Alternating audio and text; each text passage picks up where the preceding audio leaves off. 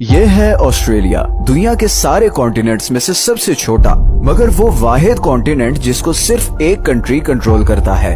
Australia area के लिहाज से दुनिया का छठा सबसे बड़ा देश है, मगर इसकी टोटल आबादी दिल्ली और कराची की आबादी से भी कम है। अगर हम ये कहें कि तकरीबन 95% ऑस्ट्रेलिया बिल्कुल खाली है तो गलत नहीं होगा। बाकी दुनिया से कट ऑफ इस कॉन्टिनेंट के सेंटर में बहुत सारे रेगिस्तान हैं जो अपने अंदर बहुत से राज छुपाए हुए हैं। अमेरिका की मिस्टीरियस बेसिस की जब भी बात होती है तो एरिया 51 का नाम आता है, लेकिन CIA की सीक्रेट बेसिस में तो ये सिर्फ समुंदर में एक कतरे की तरह है। इस रेगिस्तान के बीच में अमेरिका की सबसे बड़ी फॉरेन मिलिट्री बेस है जिसके बारे में बहुत कम लोग जानते हैं। यही वो बेस है जहां से अमेरिका पूरी दुनिया पे नजर रखता है, और न सिर्फ ये बल्कि वियतनाम वॉर से लेकर अफगान और इराक वॉर में भी इस बेस का बहुत बड़ा रोल था।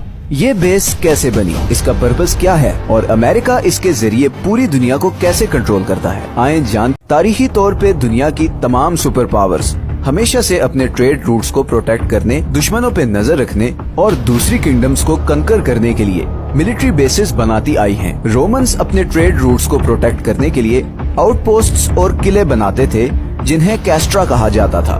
डीक्लासिफाइड की एक रिसर्च के मुताबिक 19वीं सदी में ब्रिटिश एम्पायर की 42 देशों में 145 मिलिट्री बेसिस थी, जिनकी वजह से उसने पूरी दुनिया का कंट्रोल हासिल किया और तकरीबन 400 साल तक हुक्मरानी की।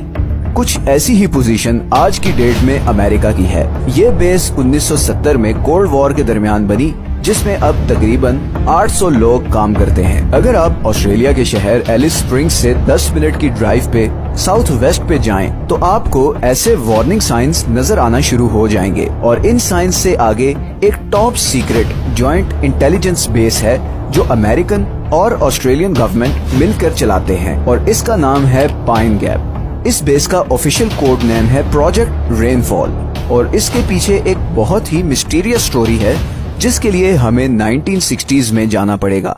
1960s में अमेरिका और सोवियत यूनियन के दरमियान कोल्ड वॉर में काफी शिद्दत आ गई थी, और दोनों कंट्रीज ने जियोपॉलिटिकल डोमिनेंस और सर्वेलेंस के लिए इंटेलिजेंस सैटेलाइट्स स्पेस में लॉन्च करना शुरू कर दी। इन सैटेलाइट्स का पर्पस ये था कि दूर बैठकर भी ये दोनों देश अपने दुश्मनों और खास तौर पे एक दूसरे पर नजर रख सके। अब अमेरिका इन सैटेलाइट्स को लॉन्च करने के लिए कहीं भी बेस बना सकता था, मगर उसने ऑस्ट्रेलिया को ही क्यों चुना?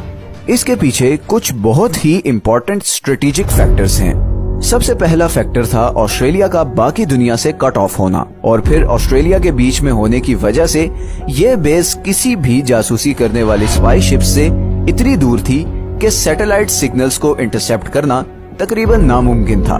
दूसरा फैक्टर ये था कि ये बेस किसी ऐसी जगह ही बन सकती थी जहां पर आसपास के पहाड़ या टीले 6 डिग्री से ज्यादा न हो, ताकि ईस्ट और वेस्ट में मौजूद सैटेलाइट स्टेशंस के साथ जबरदस्त कनेक्टिविटी कायम रहे, और इसी के थ्रू इंडिया से लेकर चाइना, नॉर्थ कोरिया और रशिया तक की निगरानी करना आसान हो।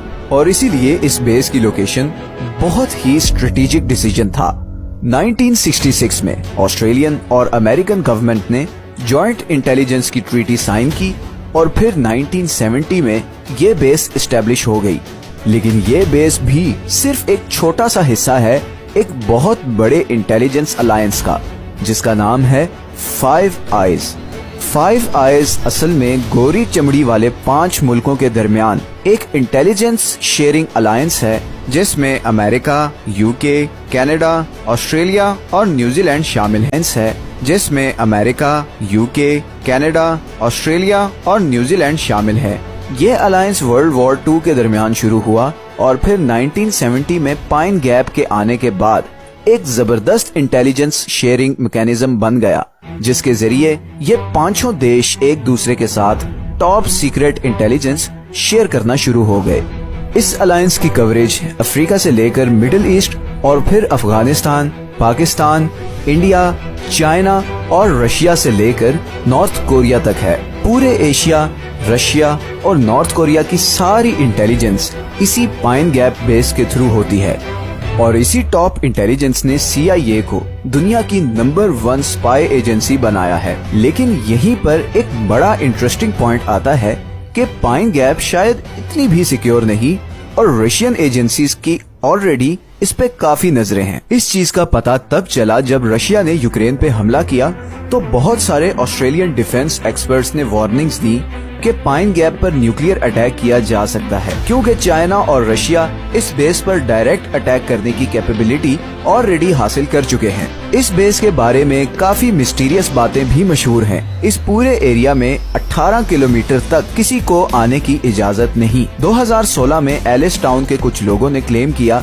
कि उन्होंने पाइन गैप के आसपास यूएफओज को उड़ते देखा। इस क्लेम को कभी वेरीफाई नहीं किया जा सका और ये बात न्यूज में ही दब कर रह गई। सुपर पावर के एजेंडा के लिए अपनी जमीन देने का अंजाम पाकिस्तान अभी तक भुगत रहा है। इस बेस की वजह से ऑस्ट्रेलिया के लिए फ्यूचर में क्या खतरात होंगे, ये तो आने वाला वक्त ही बताएगा।